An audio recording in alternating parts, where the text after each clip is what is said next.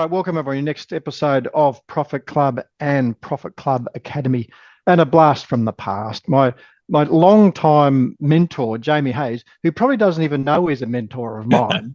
I've been following Jamie for about 30 years since I burst onto the fitness industry. Jamie, thanks for joining us on Profit Club. Hey, Paul, it's a pleasure to be here and look forward to interacting with some of your members. Makes me question, why has it taken me 30 years to get Jamie Hayes on Profit Club? This has been going for a long time, and I thought, I should get Jamie on, and it was just took me too long. What am I doing? Or maybe I didn't pay attention to you, or you didn't pay attention to me. We're all busy building our empires. We'll see how we go. Let me do the formal introduction of Jamie. He's a renowned expert in weight loss and fitness, distinguished career dedicated to helping individuals achieve their health and wellness goals. He and his beautiful wife, Ellen, have owned and operated 9 fitness businesses, plus they've created both franchise and licensed businesses. And I got involved with Jamie. He was one of the key lecturers and speakers in the fitness industry back when I first started nearly 30 years ago. And I'd go to all of Jamie's presentations at the conferences, and I learned a lot about business, because you wouldn't even know this, Jamie. In those days, there wasn't much of a business strand for physios. So I was getting it from you guys. So I was going to business strands. So I cut my teeth learning the business of business from you. You stole our ideas and and I moved them over to health and fitness.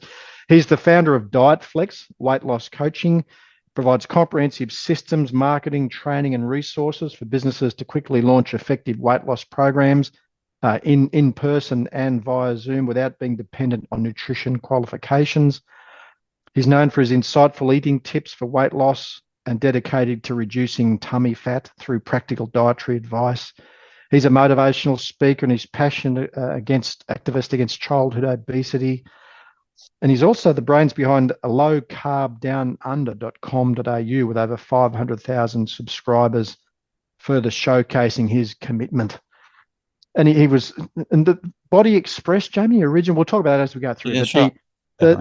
That's the glorified Jamie Hayes. Quick correction. Low Carb Down Under, we did in partnership with Dr. Rod Taylor, and he now completely runs it. So all credit to Dr. Rod Taylor. Well done. And 500,000 subscribers. Yeah, he's done a fantastic job. Yeah. Wow. So that's the glorified version of Jamie Hayes. Give me the real story. Take us back. How did this all eventuate? And we always delve into the history of our guests. Tell us about the real Jamie Hayes history. Well, I started in the 70s, in the insurance business, and a friend invited me to go and do one of these newfangled aerobics classes. It was challenging, physically challenging. The instructors were sexy and whatever, but the mind shift came. We went to the Paddington Hotel after that for a lemon squash, and the women in the pub with all their wallpaper paint on, compared to the women whom I previously enjoyed their company, compared to the women in the club, they were no longer as attractive. So instead of spending my time closing bars at night and things like that, I spent time in the gym and made such a nuisance of myself. I started teaching. That was before people like Gary and Nigel started fitness leader courses, and then 81 opened our first club in Castlereagh Street, Sydney. And you got into that, and the business started. So did you know about business when you started? No, it was just passion driven. I didn't know what I didn't know, except we just promoted the hell out of it and grew by passion, and it was super successful. As a matter of fact, in 2 weeks' time, I'm going to have a reunion with my partners whom I haven't seen for 40 years. Wow. So, and you then opened multiple clubs. So you had the one in the city. What happened? What happened? Oh, yeah. We eventually sold that and opened another one in Wynyard called Aerobic City in 1984. Then started opening a chain called Body Express in hotels, Brighton Ride, Bondi, Miranda, things like that. And then learned about systems and processes, in training people. And when we had 5 clubs at one time, we had to have systems and processes. Otherwise it was just a nightmare. And because what I learned is more business doesn't mean more life. So you have to be careful. You need to have scalable systems and the people to deliver those systems. So that's where I became a fan of the bloke that wrote this book, The 1 Minute Manager. And you, in terms of the exit strategy, so what happened? Did you sell? Did you close? Yes, what was the we journey from sold. There was 1 or 2 clubs we closed. The one at Bondi we kept for about another 8 years after. So we moved to Queensland. We had a club at Bondi, and it was immensely profitable. So we did not work in the business. We did marketing and finance, which were external to the business, but we did not work in the business. I loved, when I'd turn up to the business, it was my passion to spend time on the gym floor, going and saying hello to members, helping them, checking on their form and things like that. So I didn't want to talk about the numbers or the sales or anything like that. I was more passionate about, but out of pure discipline, businesses would not survive without marketing and sales. Was it hard to close the last one, or what happened with the Bondi one? What was the no. exit? Well, then the property got completely redeveloped, and so we decided not to stay in the business. We were external. There is some value to be able to, if you've got a place of business, there is some value to be able to walk to that business, not too far. And so where did then move in from there? You went Dietflex. Where did the sorry. Then in 2002, a friend of ours in the States, in the fitness sales and marketing arena, Casey Conrad, said, I'm developing, we had a lot of brain sex talking over phone and fax and stuff like that. It said, we often talked about weight loss, which was the missing ingredient. Was the number one reason people joined the fitness club was to lose weight, but without weight loss programming, it was a bit hit and miss. And so he said, I've seen the solution, and I'm creating a franchise which can, in a small women's only center, combine weight loss with exercise in a one-stop shop. And she eventually left. We started the franchise in Australia and New Zealand, grew that, and then had some attrition, natural attrition. So we learned business lessons along the way. So most of the best business lessons I have ever learned is through pain and failure. And that was that Dietflex or Healthy Inspiration? No, that was Healthy Inspiration. That's right. That was Healthy Inspiration, and that's still going in Australia and New Zealand. We have some centre owners who are immensely profitable, like 130 square metres, 150 customers with direct debit of 10,000 a week and product sales of 5,000 a week. Just unbelievable numbers out of tiny little centres. And so that's an ongoing existing franchise. But then we always saw there was a market for health and fitness businesses to have an expert weight loss system that could be delivered by non-experts that was profitable. In our early days, when we had a gym in Sydney, in Wynyard, Aerobic City, you remember that? We thought, let's try weight loss, and we'll get an expert, a dietitian, Jill McGregor, come in and run a weight loss program, coaching clients, and we would add strength training to that.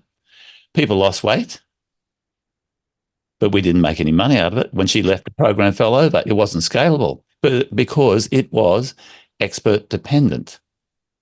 So we learned it's much better, from people like Michael Gerber from the E-Myth. It's much better to have expert systems that can be delivered by non-experts, but that can yield a profit for the business. Yeah, I mean, you're heavily involved in producing it. I mentioned to you, we did a podcast a while ago. We talked about you're combining really emotional things. You're combining weight loss for people, but you're also combining revenue increasing for business owners. You put those two things together. It's genius. Absolutely. Well, and business owners aren't necessarily charities, and a lot of businesses, unfortunately, run as charities. So they've got to have profitable programs. They've got to have, programs that make a contribution to revenue to the centre, and it has to be shown on a profit and loss statement. Because a lot of I've seen people spend bucket loads, tens of thousands or hundreds of thousands of dollars on equipment and things like that they cannot demonstrate that it generates any profit. And if there's one tip, we'll get into some nitty gritty. And every business owner should have a clearly identified KPI or 1 or 2 or 3 KPIs to answer the question, is this business working for me? And they should ask their at-home partner, their wife or their husband or like that, is what would you describe as a KPI for that business? Is it the same? Now, let's say their wife, it's a fellow running a business, wife is doing something else or got some other work. She might say, can we go on holidays and do spend time with the kids? Yep. Really.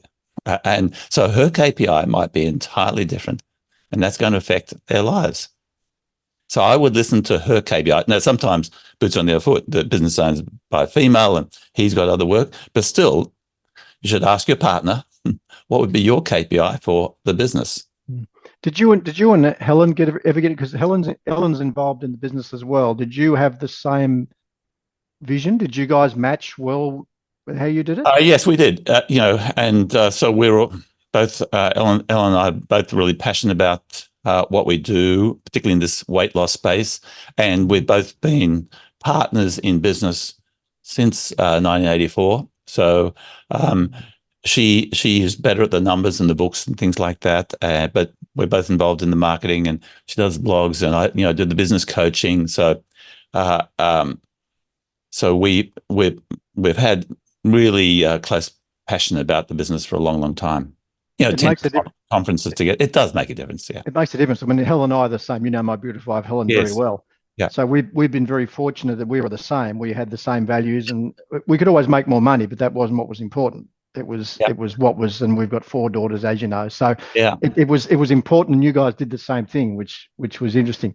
But aside from all that, I want to talk today. The guts of today's call was I saw you do a presentation for our mutual great friend Steve Jensen's group about the new 1 Minute Manager. I know you've been all over the 1 Minute Manager since it started years and years ago, and I want to pick your brains on the new 1 Minute Manager and how it relates to what's happening currently in the world business marketplace. So, do you want to take us through your take of the new 1 Minute Manager and how we can use it in our practices? Absolutely. A lot of people might never know about it.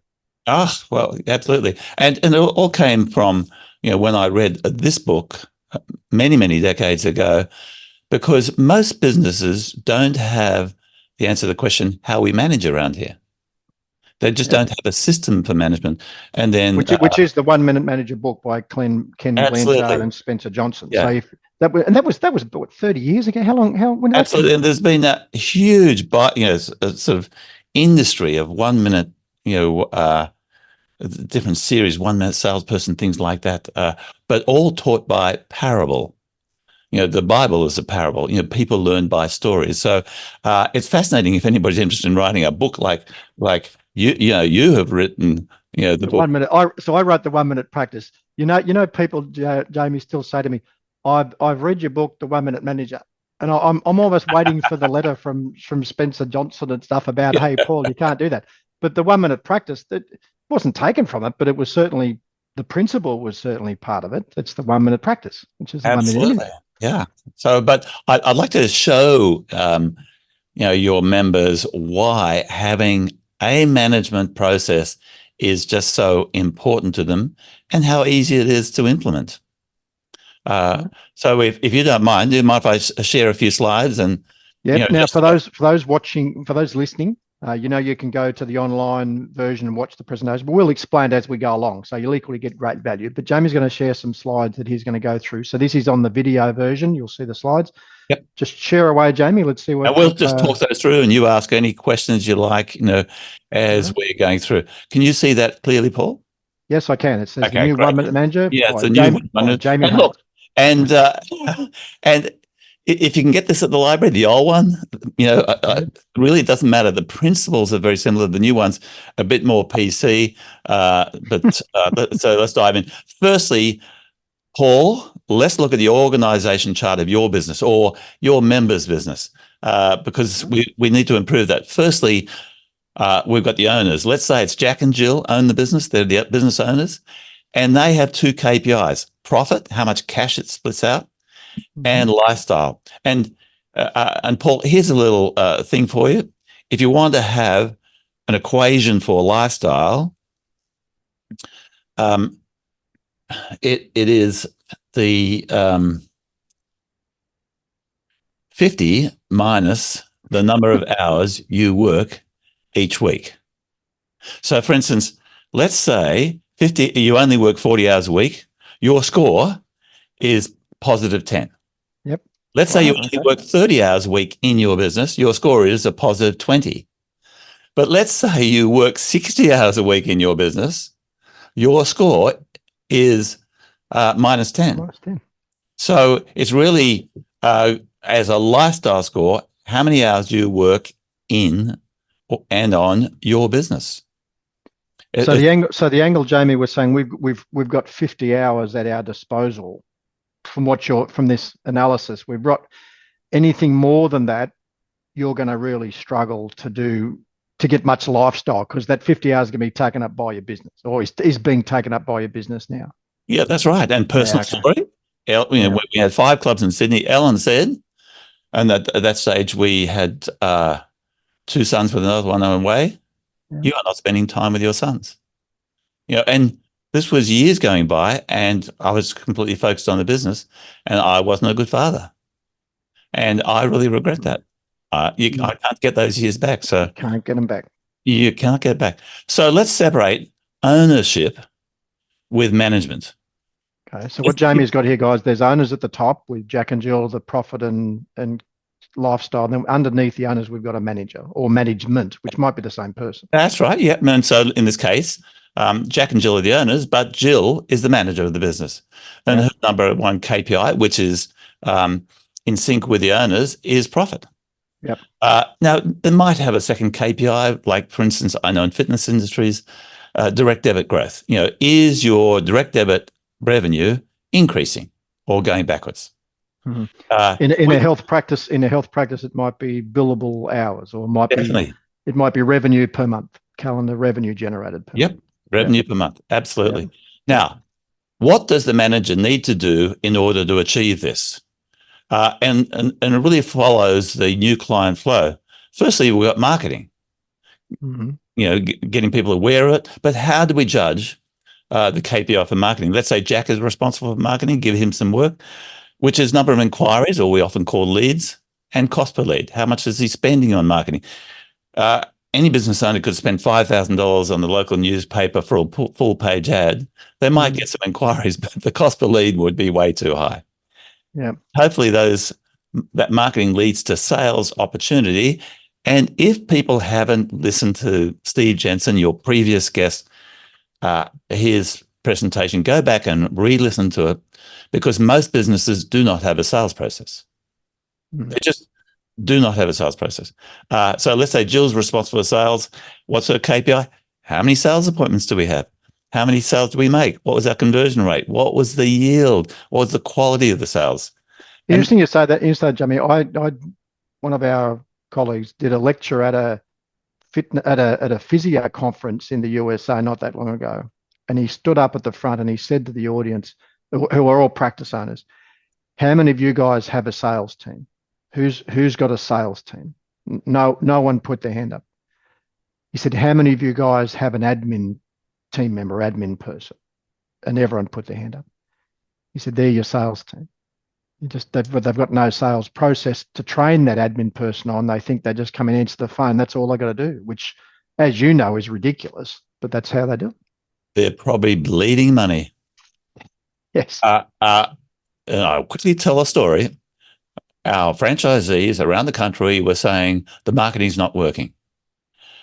And so one morning, we mystery shopped every one of our centres. We were perfectly nice about it. We weren't being, creating objections and things like that. It was over the phone with a phone call.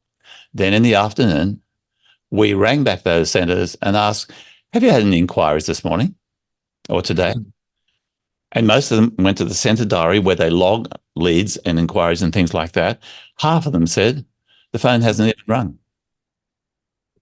Yep. So money was slipping through their fingers. They didn't have a sales process, So anyway, let's keep on going. This is hurting, isn't it? And I think again, going back to where you've got this number of 50 you had, if you're already seeing 30 hours a week worth of patients as a physio, chiro, osteo, podiatrist, and then even more than that, and then you're trying to run the business on top of it, and then you're trying to feed your family, and there's no bandwidth to have a sales process. Which means you have to do something different. Yeah. You really do. And this, I think the 1 Minute Manager provides a process for doing that. And so there's hopefully it's going to be a real takeaway. Finally, let's get to the service, delivering your product. Let's say Jill's responsible for that. It'll be different KPIs for different industries. You say billable hours, but it might be retention, also secondary spend. That's very important for businesses, but in both goods and services, cross-selling, things like that. And then word of mouth referrals. Do you have a process for generating referrals, picking up Google reviews from happy clients, things like that. And finally, you've got finance. Let's say Jack's responsible for finance. That's receivables, sending out invoices, things like that. Payables, paying the rent, paying the wages, things like that. BAS. And reporting to the business owners, Jack and Jill, so that around the kitchen table, they can look at a profit and loss statement and their bank balance by the 15th of every month, saying, to answer the question, how's the business going? Mm. So that summary you had then, Jamie, that's the new 1 Minute Manager principle. This is yours. No, that's actually straight from Michael Gerber's E-Myth.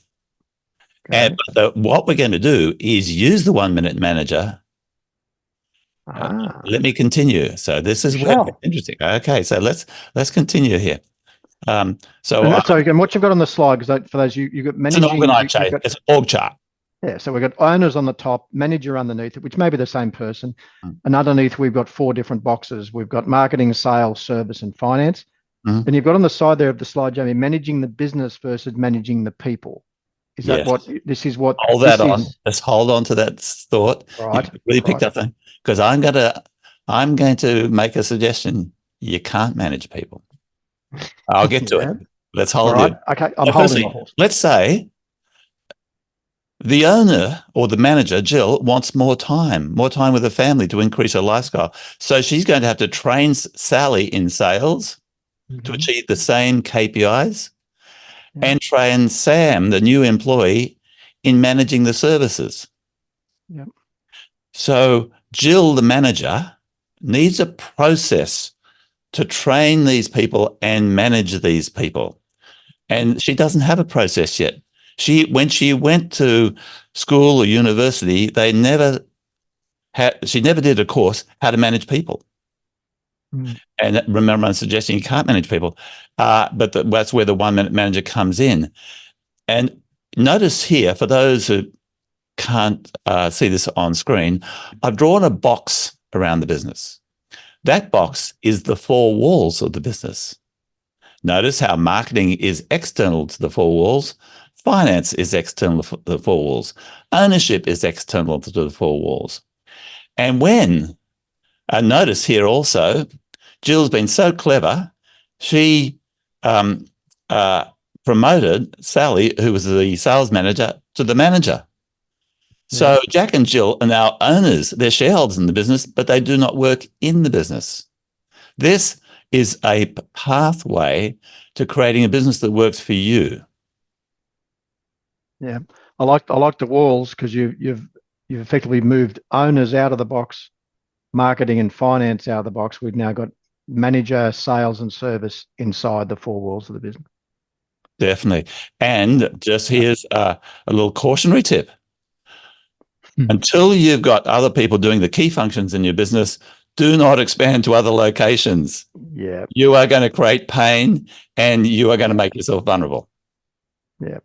Once you can take yourself out of those primary functions within the 4 walls of the business, so you can and the test of that, can you go for a month holiday with a family in Italy or to Disneyland or something like that and still maintain the same profitability? That's a very simple test. Yeah. Can you even consider it?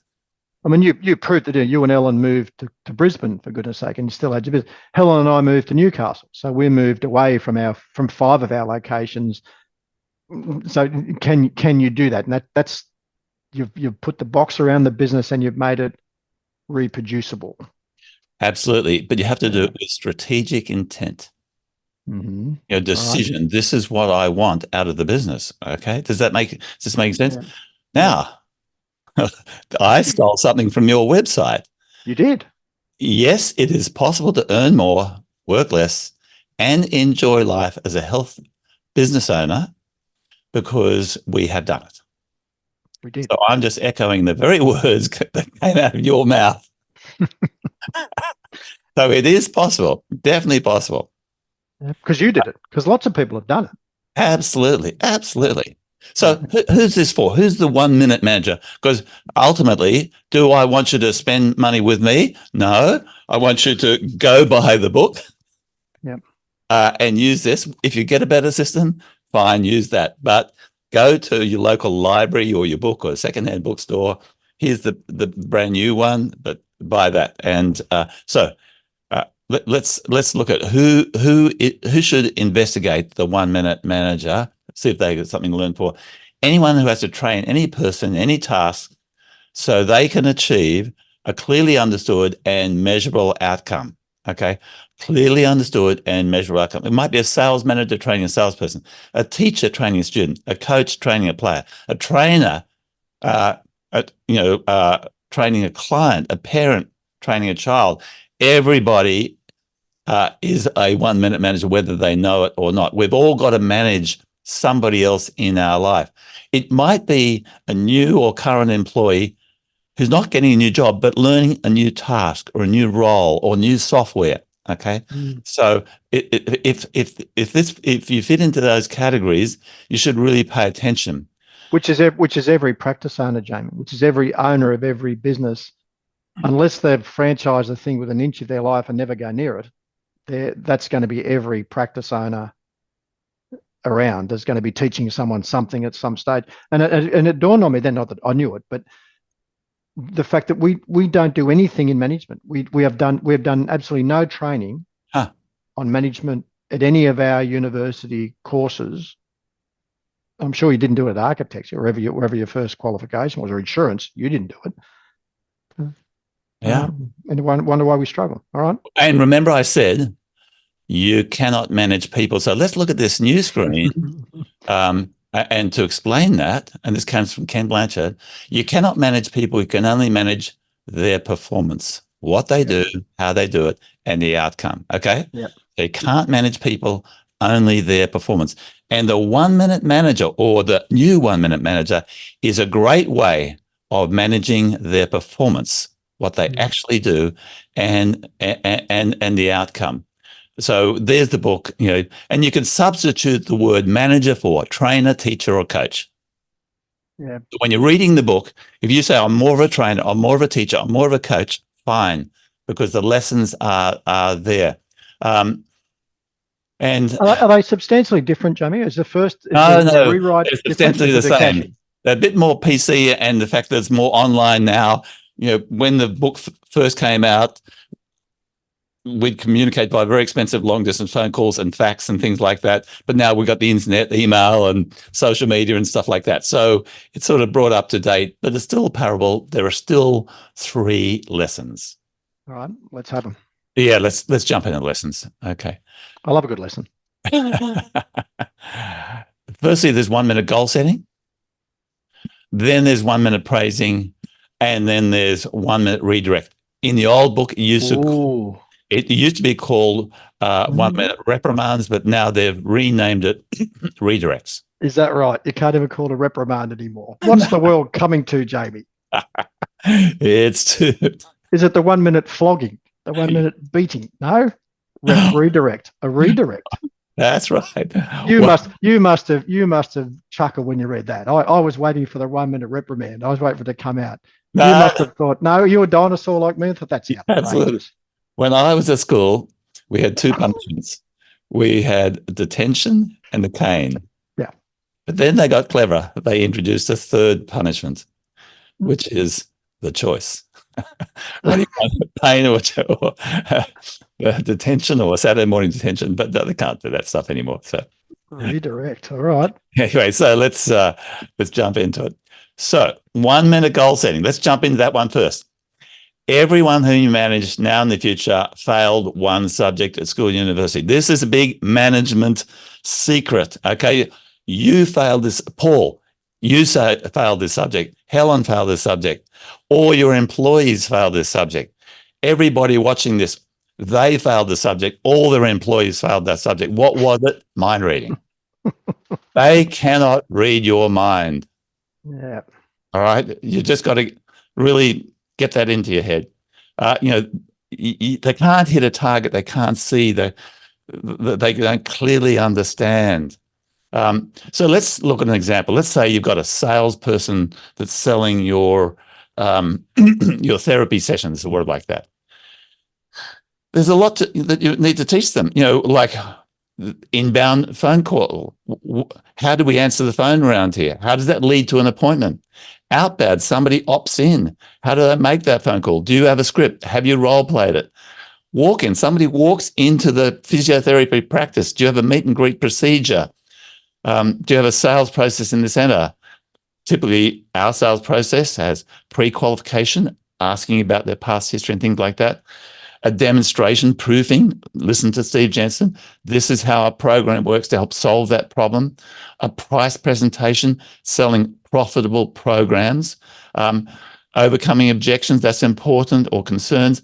An enrollment process so that people can sign up and it's frictionless. Booking the next step.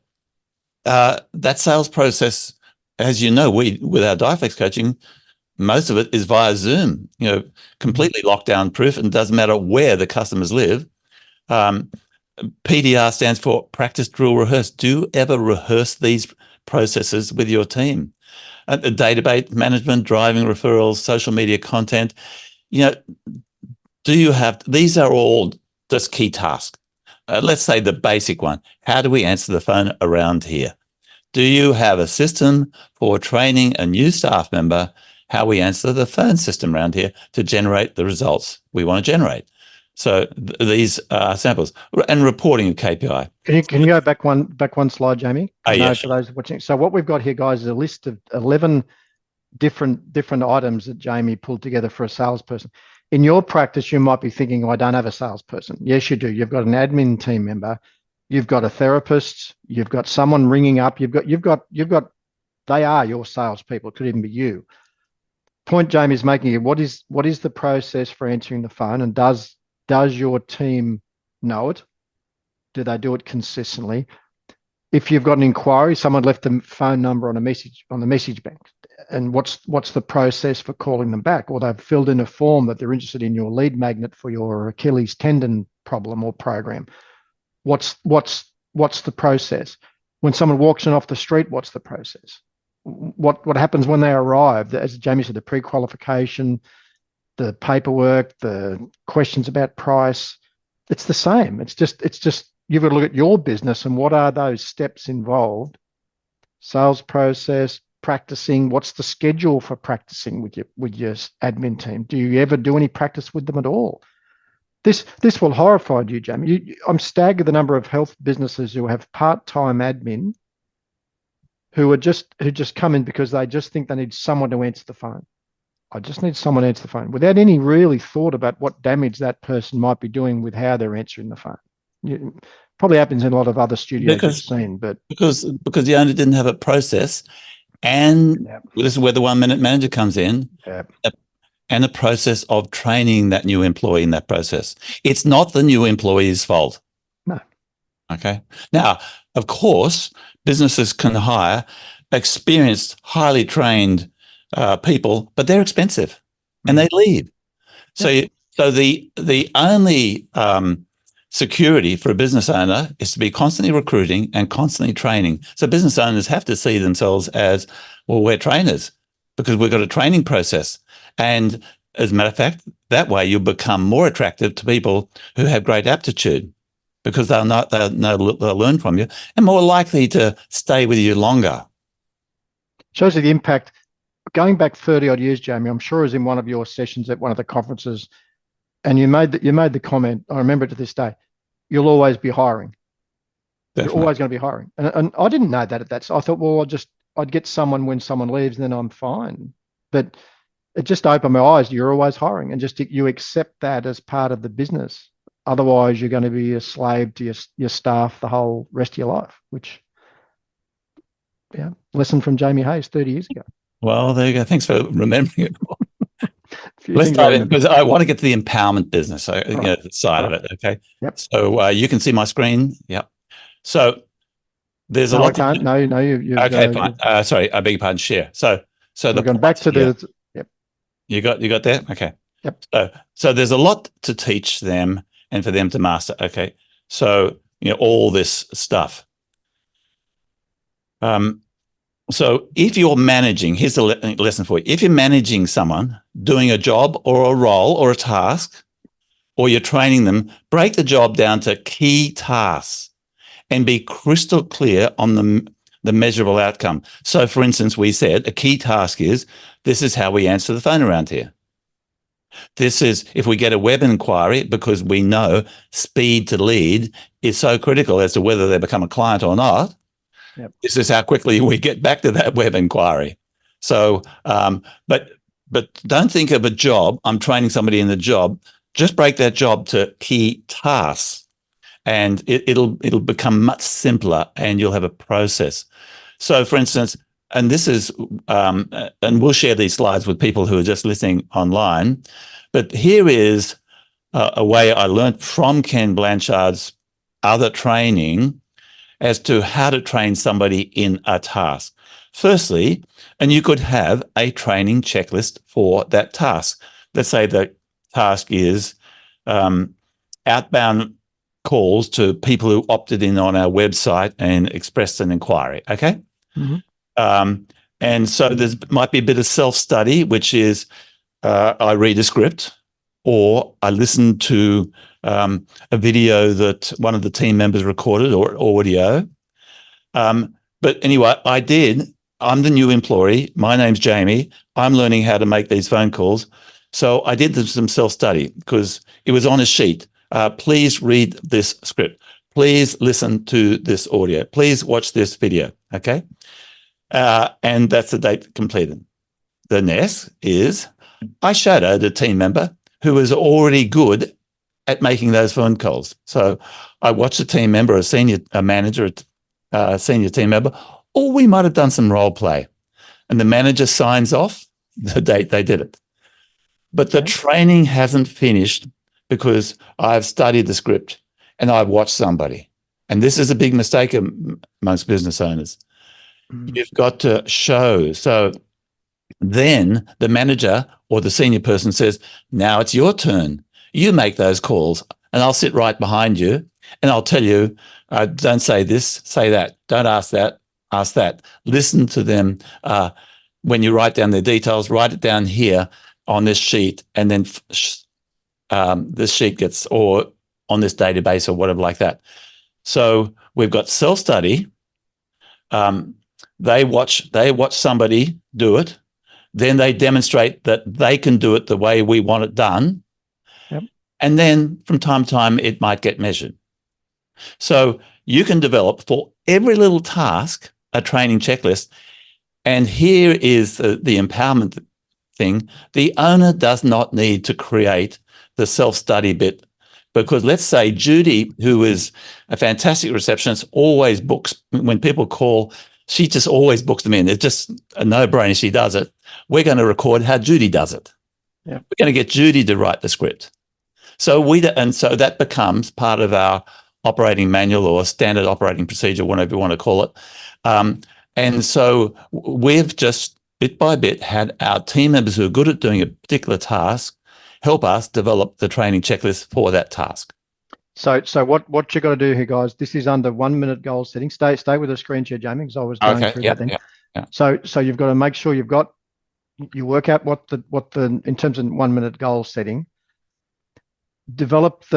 Work out what the overall job is. Break it up into tasks, and for each of those tasks, you then break that up into self-study, shadow, show, and measure. Correct. And you do that for each of the tasks. Is there going to be 1,000 things? Is there a limit in your business, Jamie? Well, it really is unlimited, and sometimes you develop better practices, and so you change it and update it.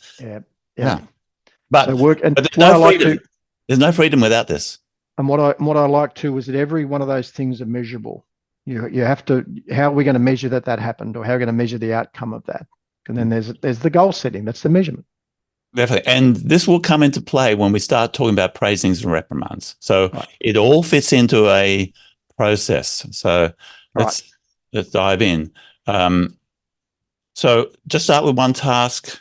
If they cannot and do not complete, so this is an important message, 1, 2, and 3, saying, oh, I don't need to read that. Or, I feel uncomfortable watching you or you watching me. Then just consider not continuing them in this role, or if they're a new employee, just discontinue their employment. Yeah.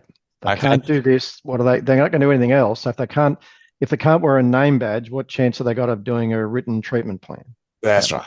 If they won't do a role play with you, look, I'm sorry, I don't think we're going to be a good fit. But you really want to, as quickly as possible, get them out of there. But you won't have any freedom having them in your business. So it's all about attitude and aptitude, their willingness, because you really need to say, it's not, do you have physiotherapy qualifications, but are you willing to learn the way we do it? Let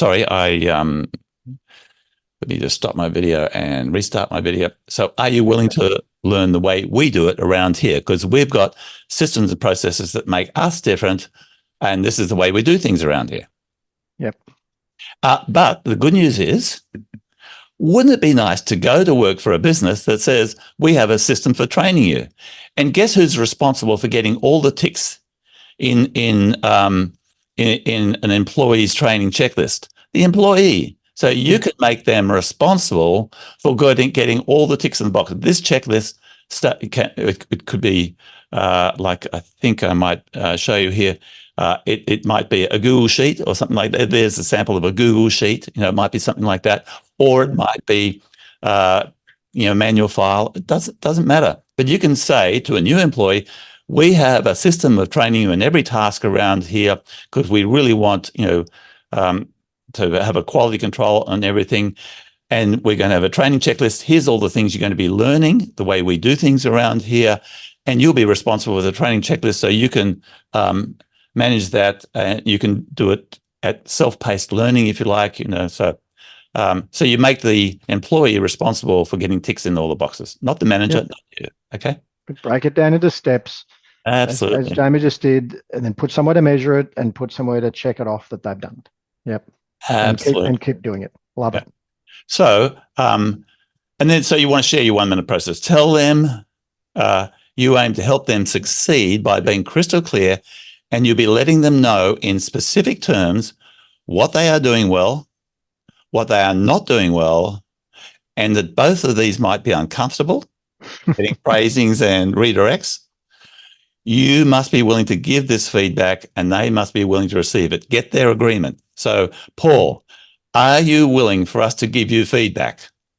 Yes, I need to know this. I think it's important for me because again, Jamie, it goes back to how you've recruited me, and I come on board knowing that this is going to be what I'm getting. Is this sometimes the challenge, Jamie, when an owner gets a session like this and then gets all worked up, and then they go back to their current team who've been doing it their way for 10 years? Is there often staff departure? This is what scares a lot of owners. But I think they're transparent, saying, hey guys, we've been a bit ad hoc and we haven't documented systems and processes.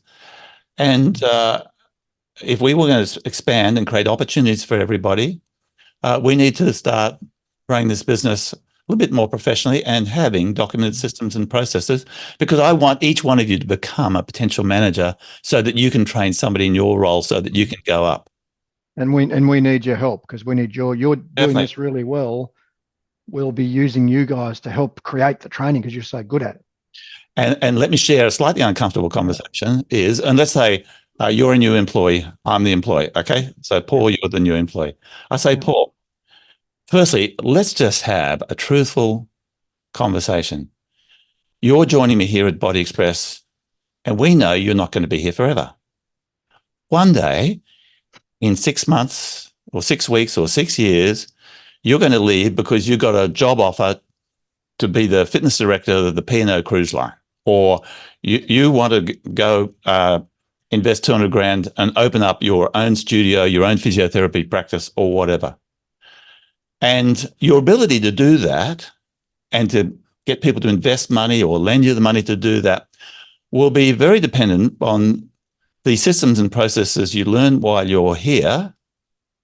Yep. And the outcome you achieve. So, Paul, in reality, I am nothing but your stepping stone to your green pasture, whatever your dreams are for you and your future.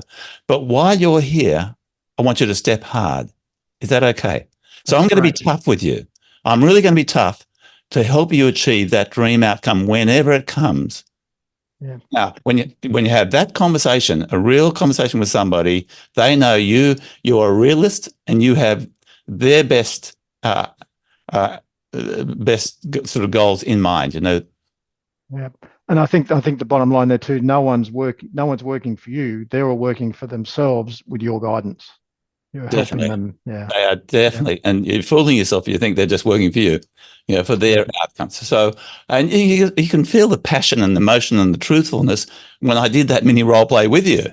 Yeah. They feel it and they will stay for longer. They say, because all managers are looking for good people, but in reality, good people are looking for good managers. Yeah. So, and they'll actually work for less if they've got. They say, listen, if you have worked for, let's say, Justin Tamset or Steve Jensen or whatever like that, they are such fantastic managers. They're hard ass, but boy, will you learn, how to run a business well, Yep. And so, anyway, I'm looking at the clock, Jamie. Fine. We've got 17 minutes. We've got 2 more of our 1 minute things. We've got 1 minute goal setting. Right, fine. Okay. So 1 minute praising. Thanks, Paul. So this is all about catching people doing things right. So praise their behavior. Great. You're doing a fantastic job. Do it as soon as possible. Be specific and do this. Do you want to share your screen, Jamie? Oh, I'm sorry. I'm sorry. Okay. Yeah. So 1 minute praising. This is about catching them doing things right. Praise their behavior. You did exactly the way we trained you. Do it soon. Be specific. Let them know how good you feel about it. You can pause and say, let them feel, that those good feelings, and just reinforce, encourage them to keep up the good work and proceed with more success. But there is a big but here. You don't want to wait until they get it exactly right. So, Paul, you said you have 4 children, right? Okay. No doubt there was a point in time where they were struggling and learning to walk. Did you wait till they could walk all the way across the room before you praised them? No. When they were just falling over and trying to get up and leaning on you and things like that, you gave them plenty of praise. So actually you caught them doing things approximately right, because the journey to exactly right is made up of a whole series of approximately rights. And that might be, really liked how you did this, Jamie. I really liked how you did. It might not be the full thing, but really liked how you made the person feel special. Even though they mucked up the rebooking, really, that was very, very good. Well done, Jamie. Fantastic. I'm feeling that. Okay. So we're in role play. I'm feeling that from you. That's absolutely fantastic. So, so catch people doing things right, catch people doing things approximately right, and then we get to redirects. And Paul, I've got to say that what used to be 1 minute reprimands, now 1 minute redirects, this is where the owner chews themselves up. That's, I won't say anything. I'll just write it down. I'll remember it. And the owner loses sleep. The owner loses perspective. The owner gets the chest pain, the heartache, and, these people, I can't find any good people. They're all rat bags or whatever like that. So this is a way to relieve all that stress, what we call the redirects now. So firstly, somebody's doing things wrong. Look at the checklist, get that checklist out and say, was the training complete in how we answer the phone around here? Did they read the script? Yep, they did. Did we show them? Yep. Sally, our senior person, she showed them how we answer the phone around here. Did Sally ever watch her answer the phone? No. So we didn't check to make sure that they understood. We forgot that they are not a mind reader. Okay. So, and you don't want to reprimand a learner, because they will end up thinking not what they did wrong, but how you treated them. And we've all had that circumstance where we've been in an employment situation and we were spoken to unfairly, where we felt it was unfair. What I'm hearing, Jamie, and it's so right. We have clients in our program who might be wanting to fire a person. They might want to get rid of them. And my usual initial response is, have you earned the right to fire them? Is it their fault or is it your fault? And so many times it's the owner's fault. They've employed them without giving them these guidelines or goals and everything else in the training, and they wonder why they haven't got it right. Yeah. Although sometimes they get to a point where they've been a proven performer and they stop performing, and you say, is this a training problem or an attitude problem? And if you've got that training checklist, you can come back and say, hey, Paul, why have you just let go of our systems and started doing it a different way? You are one of our best. So I've given you a reprimand with appraising there. You're one of our best. What can I do? Is everything okay? That's right. Are you okay, Jamie? Are you all right? Because it's so out of character. Is everything okay? Exactly. And now sometimes it might get to somebody saying, look, I've got this shit happening in my life and I'm going to resign. Fine. Okay. Wish you all the best. But you need to have a process. So in performance management, let's use that management phrase, if you've got a training checklist, it's a heck of a lot easier. All these conversations are a heck of a lot easier. So let's dive in, because Paul is keeping me accountable for my time. So on my checklist. Can you see that? Yep. Re-clarify and agree on goals. Agree on the goals. Yep. Confirm what just happened. What went wrong. You want to do this in private. If you redirect or rep runs, whatever you call it, always do it in private. And do it quickly. Say how concerned you feel. Pause. Let them feel their own concern. So let them feel how you feel and their own concern. They've let the team down. Tell them they're better than that. I just did that then with you, and that you value them. So because you want to redirect them, get them back on track. You're the co-pilot here. Yeah. And when it's over, it's over. Get back to business. Proceed to better performance. So, Paul, here's a game plan. So start. Let people know upfront what you're going to be doing to help them. Because you asked that question. You've listened to Jamie's session with Paul and say, oh, we're going to start doing this, but you need to let them know. Be transparent. So 1 minute goals, make it clear what the goals are. Show them what good behavior looks like. Put each goal on a page, use a goal training checklist, quickly review the goals frequently, encourage people to notice what they're doing to see if it matches the agreed goals. If not, urge them to change what they're doing so they can win. If they do it properly, you're going to give them praisings, you're going to praise their behavior, you're going to be specific, you're going to say how good you feel about it, let them feel good, and encourage them to keep up good work. Proceed with a more process.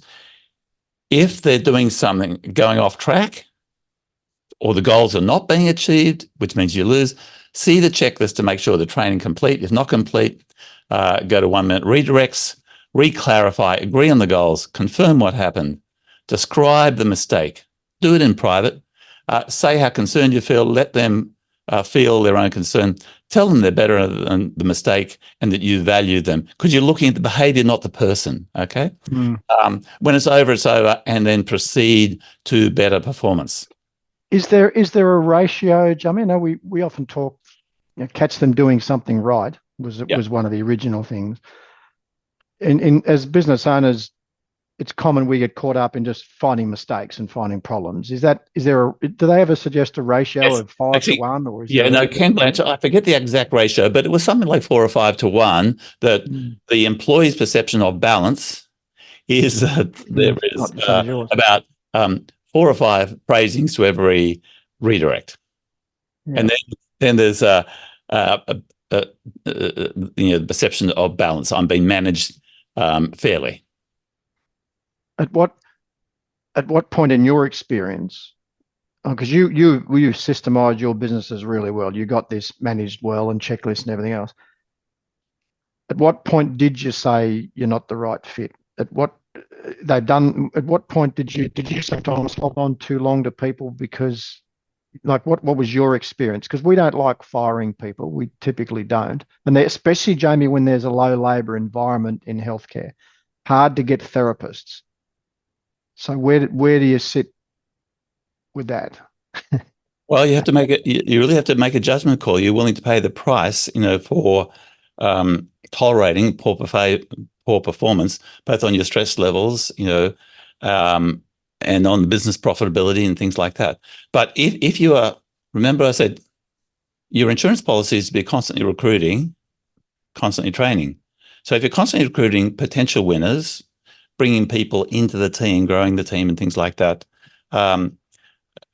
you're better off. So that should a team member have a change in attitude and the performance starts suffering and you can't redirect them, you just need to have a process. Otherwise, I know business owners who have simply shut their businesses.